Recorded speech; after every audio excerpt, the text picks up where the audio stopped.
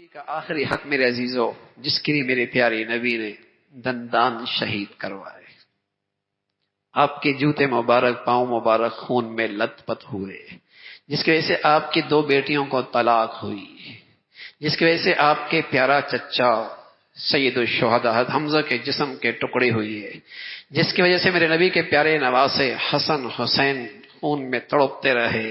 اور میرے عزیزو، جس کی خاطر میرے نبی کے بہت پیاروں نے بہت قربانی دی، آپ خود وطن سے بے وطن ہوئے، گھر بار چھوڑا، گھر میں فاقے برداشت کیے، وہ کیا چیز ہے؟ وہ میرے نبی کی زندگی کا گلشن ہے، میرے نبی کے دین کا گلشن ہے۔ اس امت پر میرے نبی کا حق ہے کہ اس گلشن کو سنبھال کے رکھے، اس گلشن کو کھاد بھی دے، پانی بھی دے، اس کو سبز و شاداب رکھے۔ اللہ کے نبی کی دین کی حفاظت، اس کی اشاعت، یہ بھی اس امت پر میرے نبی کا حق ہے۔ کبھی تصور نہیں تھا پہلے مسلمانوں میں کہ مسلمان تاجر ہو، زارع ہو، کاشتکار ہو اور نبی کے دین کا کام کرنا ہو، کبھی نہیں تھا۔ جب سے مسلمان کا نہ مال لگ رہا ہے، نہ جان لگ رہی ہے، نہ اولاد لگ رہی ہے، نہ وقت لگ رہا ہے، اس وقت سے مسلمانوں کے گھروں سے دین کی ناقدری شروع ہو گئی، قدر نہیں رہی۔ ایک موبائل گر جائے ایسا لگتا ہے دل پہ چوٹ لگ گئی ہے، نئی گاڑی پہ بچہ خراش مار دے ایسا لگتا ہے دل پہ خراش مار دی۔ کیوں؟ پیسہ لگا، وقت لگا ہے۔ اور میرے نبی کا دین پورے گھر سے سارا ہی مٹ جائے اور اس کی شادیوں سے سارے ہندوؤں طریقوں نے رواج پا لیا ہو، مجال ہے کان پہ جوں بھی رینگے، ماتھے پہ بل بھی آئے، نہ قدری کیوں آئی؟ اس دین پہ اس کا لگا کیا ہے؟ وہ تو حضرت صدیق سے پوچھو بھائی، میرے نبی فرمایا کرتے تھے اللہ میں نے سب کو سب کا بدلہ دے دیا، ایک صدیق ہے اس کا بدلہ نہیں دے سکتا، اس نے اتنا کچھ میرے لیے کیا ہے میرے دین کے لیے، میں اس کا بدلہ نہیں دے سکتا۔ پھر صدیق سے پوچھو دین کی کیا قیمت ہے؟ فرمایا کرتے تھے اَيَنْقُصُ الدِّينُ وَأَنَا حَيٌّ اَيَنْقُصُ الدِّينُ وَأَنَا حَيٌّ، دین مٹے صدیق زندہ رہے یہ میرے جیتے جی نہیں ہو سکتا، صدیق کے جیتے جی یہ نہیں ہو سکتا کہ اللہ کا دین مٹے اور صدیق زندہ بیٹھا رہے، یہ نہیں ہو سکتا۔ ہاں میرے عزیزو، میرے نبی کا حق ہے کہ اس گلشن کے لیے میں نے کیا کیا ہے، کتنا وقت لگا، کتنی زندگی لگی، کتنا سرمایہ لگا، کتنی سوچ لگی، کتنی فکر لگی۔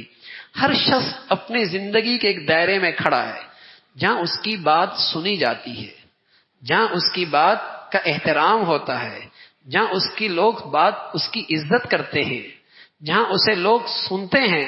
ہر شخص جس دائرے میں ہے میرے عزیزو، اس دائرے میں رہ کر بھی اپنے پیارے نبی کا دین زندہ کر سکتے۔